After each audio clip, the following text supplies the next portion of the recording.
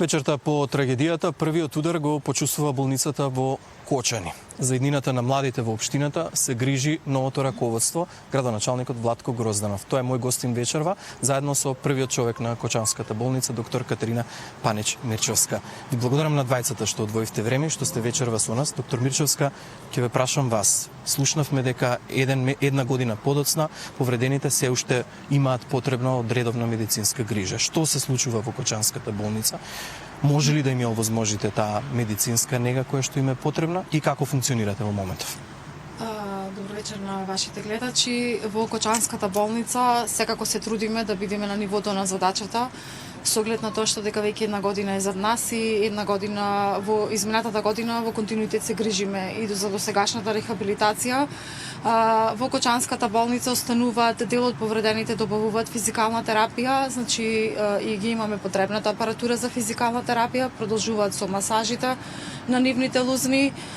Се уште ќе останат и пулмолошките прегледи кои што се прават во континуитет за следење на нивната состојба со белите дробови, кои што исто така ќе се обавуваат во Кочанската болница. Веќе се подпишани договорите со клиниката за пулмологија и понатака со градската општа болница 8 септември.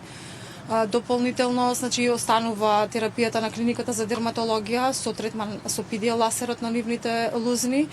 И со оглед на конференцијата која што имавме во саботата и контактот со поголем дел од хирурзите кои што учествувале во нивното лекување од различни центри за изгореници од Европа и од Балканот, останува дека дел од повредените ќе има третман и корекции на нивните лузни, особено на прстите, каде што ќе треба да им се зголеми и да им се возможни поголема подвижност на зглобовите.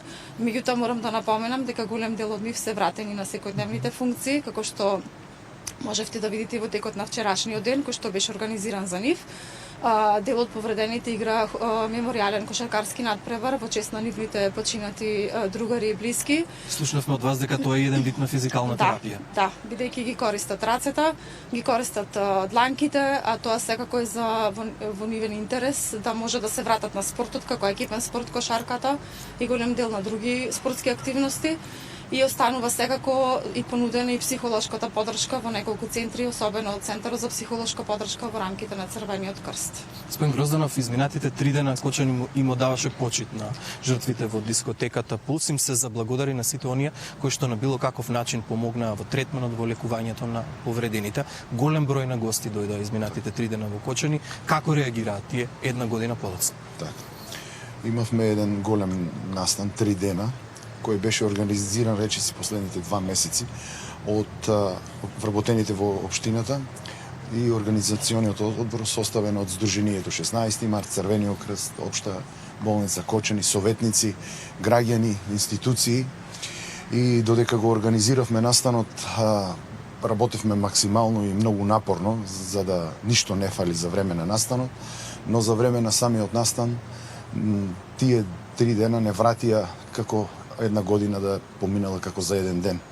Започнавме со молитвата во храмот Свети Вајле Комачини Ѓорги, кој не трогна, каде беа читани децата. Денес исто така сме многу трогнати од настанот кој беше комеморативен, каде се чита сите пак деца, една траорна гледка, една болка која се уште трае. Но вчера имавме еден настан каде беа измешани еден куп емоции помеѓу докторите кои се одзваа од сите центри, од државата, каде се сретнаа со своите, така да речам, своите деца за нив. Емоциите не можеа да се контролират. Беше еден прекрасен настан. Ние изразивме максималната наша благодарност и вчера така. И вчера и во саботата и денес многу чувства, многу... Да, ве разбирам.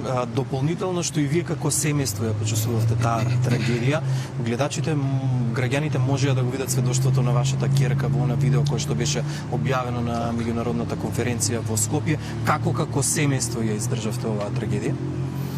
Тешко.